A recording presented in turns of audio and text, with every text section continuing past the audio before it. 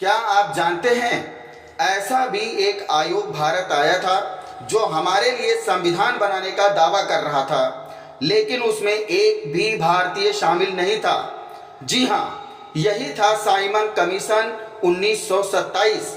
और जब भारतीय जनता ने इसे देखा तो सड़कों पर गूंज उठा, Simon go back, Simon go back. आइए जानते हैं इस साइमन कमीशन की पूरी कहानी। सन 1919 में आया था मॉन्टेग्यू चेम्सफोर्ड सुधार अधिनियम।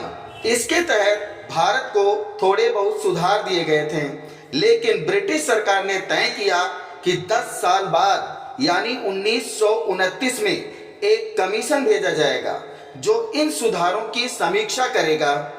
परंतु ब्रिटिश सरकार ने 1929 तक इंतजार नहीं किया, बल्कि 1927 में ही यह आयोग भेज दिया। ब्रिटिश प्रधानमंत्री ने 1927 में साइमन कमीशन बनाने का ऐलान किया। इस आयोग में कुल 7 सदस्य थे और सभी के सभी ब्रिटिश थे, यानी एक भी भारतीय इसमें शामिल नहीं था। इसका अध्यक्ष था सर जॉन साइमन।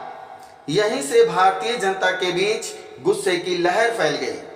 पूरा भारत इस निर्णय से आहत हुआ। कांग्रेस, मुस्लिम लीग, हिंदू महासभा, लगभग सभी दलों ने इसे बहिष्कृत कर दिया। जब कमीशन भारत आया तो हर लोगों ने इसका विरोध किया।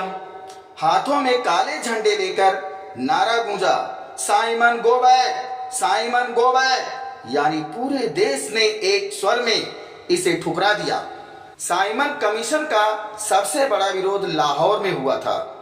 यहाँ लाला लाजपत राय ने कमीशन के खिलाफ जुलूस निकाला। ब्रिटिश पुलिस ने इस जुलूस पर बेरहमी से लाठीचार्ज कर दिया।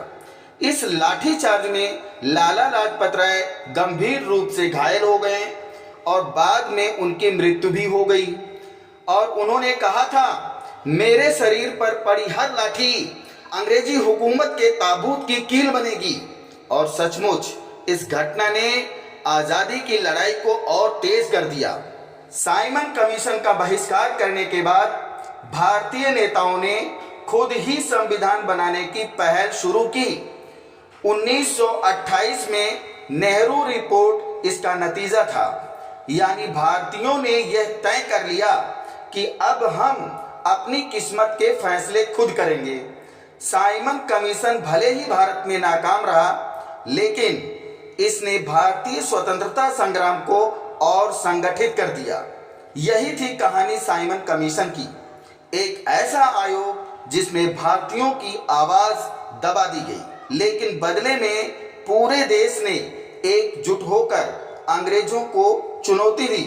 साइमन कमीशन का नारा साइमन गो बैक आज भी भारतीय स्वतंत्रता संग्राम की गूंज के रूप में याद किया जाता है।